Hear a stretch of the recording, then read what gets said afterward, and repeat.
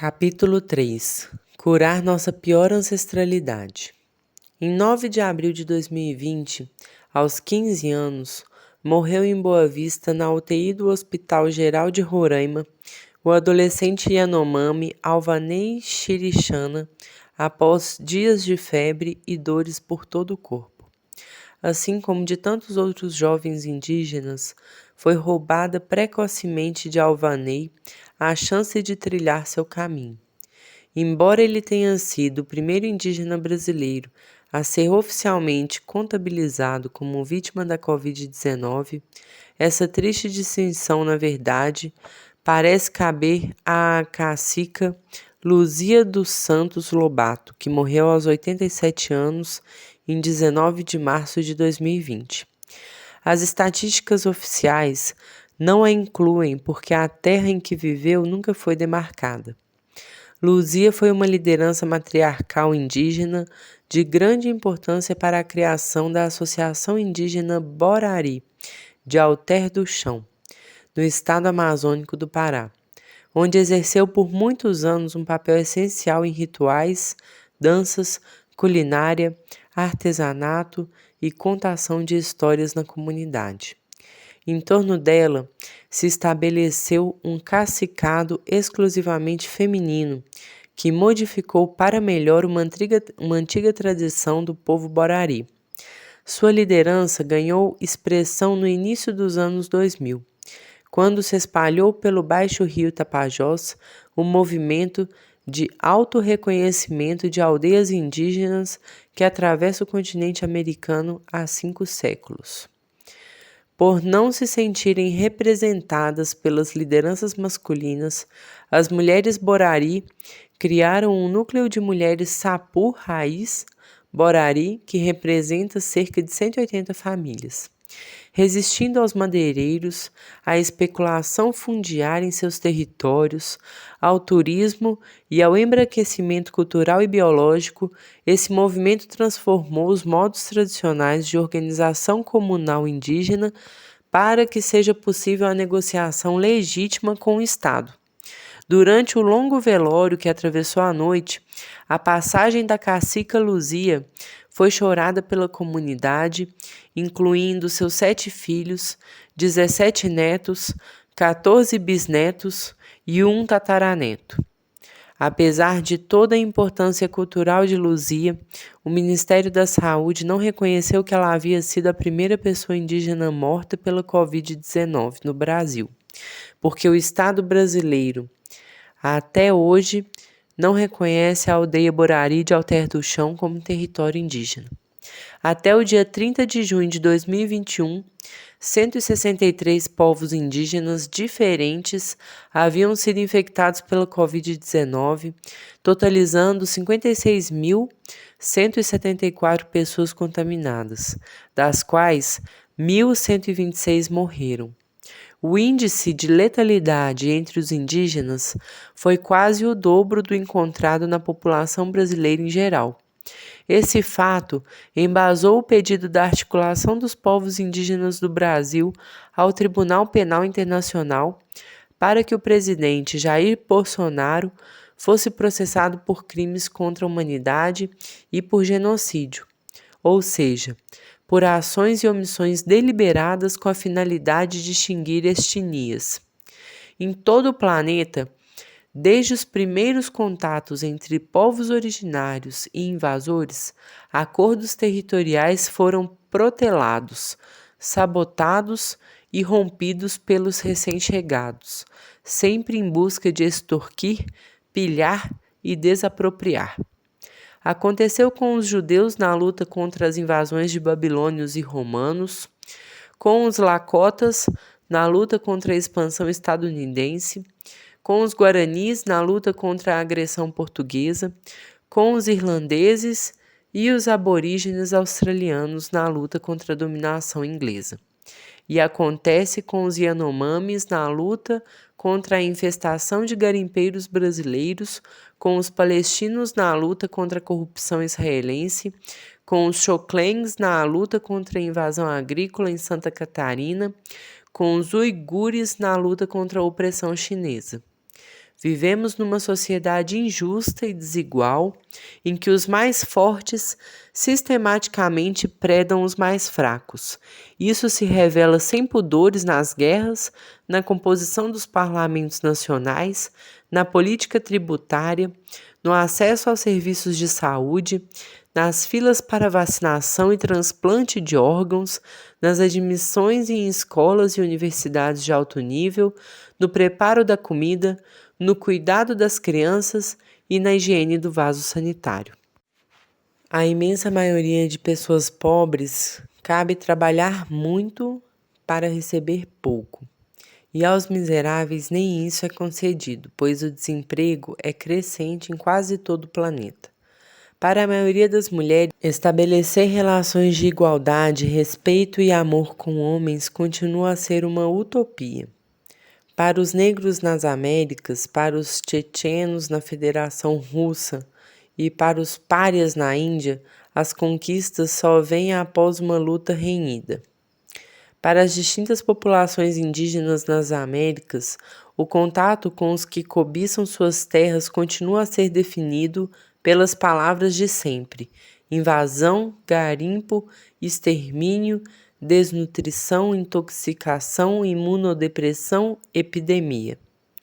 Expropriar o território alheio é um comportamento da mais remota ancestralidade.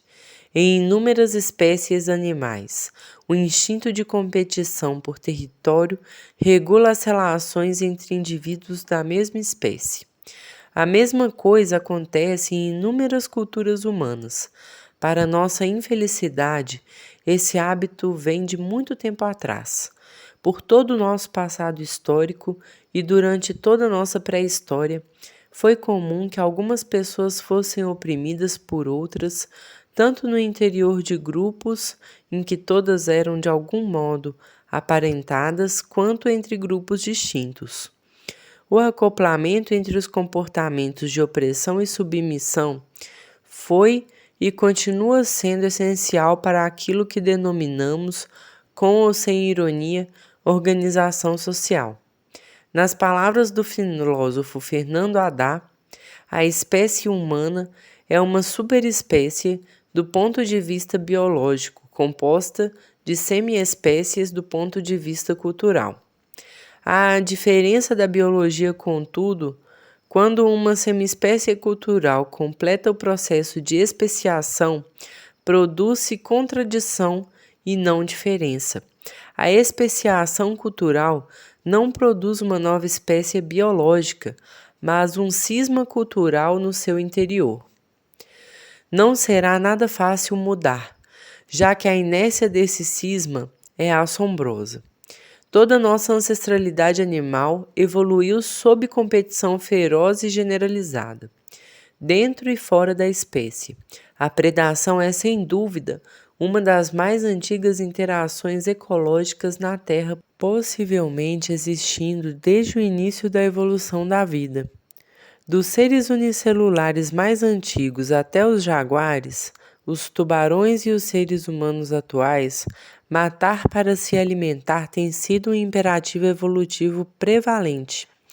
O parasitismo também possui raízes muito antigas, mas sua expressão como domesticação e escravização de outros seres vivos é muito mais recente, tendo surgido não mais do que 23 mil anos atrás, quando parece ter começado a domesticação dos cães.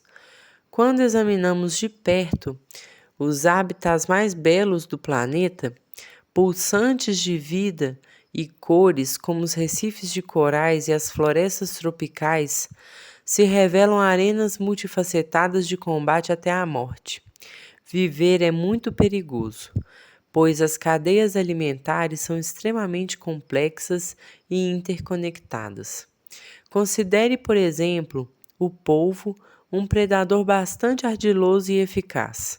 Apesar de toda a sua inteligência, é predado sem misericórdia por tubarões e golfinhos. Pouquíssimos animais ocupam sem sobressaltos o topo da cadeia alimentar. Em sua maioria, todos podem ser presas e predadores a cada instante. Esses papéis se alternam com uma incrível volatilidade, gerando uma dupla perspectiva que atravessa todas as espécies e chega aos seres humanos com muita nitidez. Quando se sai para matar, é sempre possível morrer. A observação atenta do comportamento de nossos parentes mais próximos, os chimpanzés, revela a ocorrência frequente de comportamentos violentos iniciados por machos. Nossos primos vivem em grupos patriarcais dominados pela força, pelo exibicionismo e pela astúcia política do macho dominante que controla o acesso às fêmeas. É relativamente comum o infanticídio perpetrado por um novo macho dominante quando o antigo é substituído, replicando no meio da floresta tropical subsaariana o enredo shakespeariano de Ricardo III, acusado de mandar executar os próprios sobrinhos para conquistar a coroa inglesa. Entretanto, apesar de tanta desventura, os chimpanzés machos alfa estão longe de ser socialmente desagregadores. Ao contrário, em geral, atuam para pacificar o grupo, proteger os mais vulneráveis e consolar os indivíduos que foram agredidos ou desprestigiados no bando. Isso é ainda mais evidente no caso das fêmeas alfas, apontando para uma ancestralidade símia em que a ocupação do topo do ranking social exigiu sempre diplomacia e atenção ao bem comum. Em bonobos, também aparentados conosco, prevalecem matriarcados em que cuidados mútuos, sexo e políticas de boa vizinhança atenuam conflitos com eficácia. Não podemos culpar nossa natureza primata pelos problemas que enfrentamos. Nossa tradição patriarcal é bem mais odiosa. Um sistema de instrumentalização de pessoas e de indivíduos de outras espécies, raiz da domesticação e da escravidão. Fazem parte dessa tradição o racismo e a homofobia, que oprimem minorias de variados tamanhos, o machismo, que oprime mais de metade da população mundial, e o classismo, que oprime a quase totalidade das pessoas na Terra. Nossa ancestralidade está intoxicada e doente de patriarcado há milênios, e a situação vem piorando. Se formos seguir fielmente nossas tradições mais sólidas, estamos fritos. Mas como curar essas doenças patriarcais? A forte dependência masculina da pornografia e da prostituição reflete uma estrutura social em que homens heterossexuais ou não oprimem mulheres cis e trans e homens gays. A mesma grana que compra sexo mata o amor, canta o rapper Emicida. E assim todos se embrutecem. Já desde a adolescência, a repetição frenética da masturbação sob estímulos audiovisuais com pessoas sempre diferentes e em poses sempre iguais fere não apenas a genitália, mas também a percepção sensível do outro, embotando a libido e diminuindo a empatia com pessoas de verdade. A empatia só pode ser firmada se o indivíduo praticá-la consigo mesmo. A associação de certas partes do corpo a sentimentos como medo, raiva, nojo ou vergonha apenas nos diminui, empobrece, confunde e massacra. Preconceitos, medos e interdições ligados ao corpo não resistem à compreensão de que todas as nossas partes são vitais, que todas as nossas partes pulsam e dão prazer, sobretudo as que possuem maior densidade de células receptoras de toques suaves e carinhosos.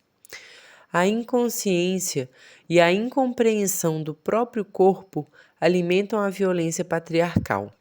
A masculinidade tóxica, abusiva e violenta vem, portanto, da masculinidade frágil, do medo do próprio prazer anal e das taras de dominação e controle que estão na base do sexo batistaca, do machismo e do feminicídio. Os vínculos com parceiras e parceiros sexuais serão mais profundos e significativos ao focar menos em objetos exteriores, peitos, bundas e genitálias, e mais em sujeitos interiores, as pessoas que se amam. O uso que fazemos de palavrões explicita o atraso milenar de concepções ainda tão comuns. Quase todas as nossas palavras feias são ligadas ao sexo e, portanto, deveriam ser consideradas lindas. Cu, boceta, caralho, porra, veado, filho da puta, quanto ódio contra as putas, porque chamamos assim as pessoas mais vis e desprezíveis? Quando alguém da minha família, por qualquer razão, solta um puta que pariu, logo bradamos em uníssono: viva as putas! Viva as mães, viva as filhas, viva os filhos. O sexo e a maternidade são demonizados como se não tivéssemos todos vindos daí, como se os corpos não fossem templos de infinito prazer e sim masmorras de infinita dor. É tão comum a hipocrisia anti-gay que demoniza a homoafetividade, mas a pratica em segredo. De uma vez por todas, entendamos: jogos de dominância entre duas pessoas só dão prazer a ambos quando seus limites são livremente consentidos e quando existe alternância entre dominante e dominado. E essa questão vai muito além dos relacionamentos sexuais. A dinâmica lúdica humana oscila entre jogos de cooperação e dominância. Nos jogos cooperativos, o prazer e o incentivo à excelência são mútuos, mas nos de dominância, a assimetria de poder costuma ferir a parte mais fraca. Qualquer relações em que não haja revezamento de dominância, seja entre pais e filhos, esposa e esposo, irmãos e amigos, colegas de escola ou de trabalho, subordinados e chefes, causarão dor, ressentimento, indiferença e desamor. A unilateralidade patológica de uma pessoa que sempre está no comando em tudo o que faz, que sempre sabe todas as respostas, que sempre age sem ser questionada, o homem branco, rico e heterossexual, na maioria das vezes adoece todos com quem interage.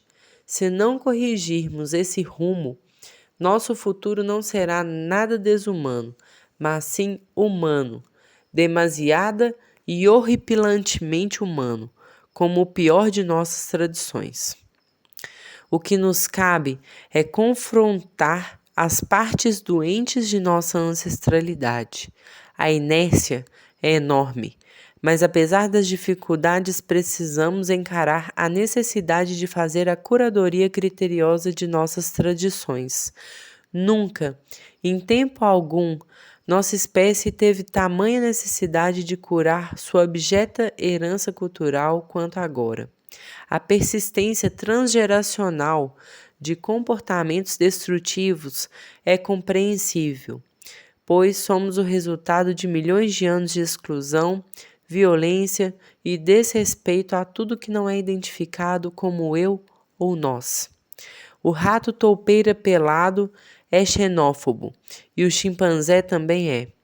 Se hoje ainda são comuns entre humanos a predação e a opressão, é porque o vale tudo do forte contra o fraco acontece desde o início da vida na Terra, desde as primeiras células autônomas até as orcas e as águias, especificamente em nossa linhagem de símios. Esse chassi biológico letal foi acrescido de capacidade de conspirar, corromper, emboscar, guerrear, estuprar e torturar. Nossos antepassados praticaram tudo isso incontáveis vezes no transcurso de incontáveis eras. É desse pesadelo que temos que nos livrar, se quisermos durar. Invoquemos então o benevolente Baku Yokai, criatura sobrenatural devoradora de pesadelos do folclore japonês que se apresenta como uma mistura de animais, mesclando, por exemplo, um corpo de urso a olhos de rinoceronte, patas de tigre, tromba de elefante e cauda de boi. Quem é afligido por um pesadelo deve repetir 3 vezes: dou o meu sonho para Baku comer. Mas enquanto Baku não vem, precisamos compreender o pesadelo que habitamos.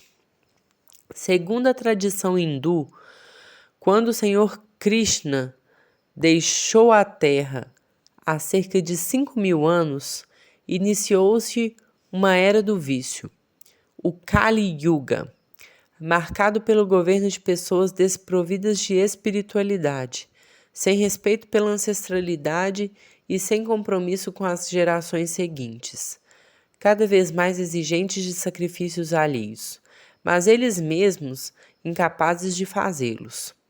Esses líderes seriam verdadeiros perigos para o mundo. Durante o Kali Yuga, ocorreriam demonstrações abertas de ódio e se degradariam as noções de verdade, tolerância e compaixão. Durante o Kali Yuga, a maior parte das pessoas se consideraria uma divindade e faria disso um negócio. As pessoas perderiam a noção do percurso histórico, se iludiriam com as posses materiais e a doença e a mentira se entrelaçariam. Qualquer semelhança com os tempos atuais é mera historicidade. Entretanto, felizmente, não há possibilidade de equivalência entre o bem e o mal. Isso é representado de modo exemplar no mito hindu do Homem-Leão Nrsimhadeva, quarto avatar da divindade Vishnu, que conseguiu destruir o rei-demônio Hiranyakashipu. Reza a lenda que esse ser maléfico, tornado poderoso pela prática dedicada de austeridades e penitências pessoais, pediu à divindade Brahma a seguinte bênção: conceda-me que eu não morra dentro de qualquer residência ou fora de qualquer residência, durante o dia ou a noite, no solo ou no céu. Conceda-me que minha morte não seja provocada por nenhuma arma, nem por qualquer ser humano ou animal. Conceda-me que eu não encontre a morte por qualquer entidade, viva ou não viva, criada por você. Conceda-me ainda que eu não seja morto por nenhum semideus ou demônio, nem por qualquer grande serpente dos planetas inferiores. Brahma concedeu o pedido, e assim Hiranyakashipu se tornou praticamente imortal, mas passou a perseguir as pessoas e a semear o caos, contrariando o sistema benigno estabelecido por Vishnu, mediante o qual os piedosos são recompensados e os impiedosos são punidos. Impossível não pensar nas austeridades da agenda econômica global, segundo a qual os ricos ficam cada vez mais ricos e os pobres são cada vez mais numerosos. Ocorre, entretanto, que Nrsimhadeva foi capaz de driblar habilmente todas as proibições que protegiam Hiranyakashipu até conseguir derrotá-lo em combate com suas garras afiadas. A imagem de sua própria vitória é impressionante. O demônio foi aberto ao meio e teve os intestinos enrolados ao redor de seu pescoço como uma guirlanda de flores. Esse mito sangrento da Idade do Bronze expressa há milênios a não equivalência entre o bem e o mal. Enrolado nos intestinos dos mais abastados, servindo eternamente à classe dominante, conhecedor de sua intimidade visceral, o povo testemunha a doença dos ricos por dentro.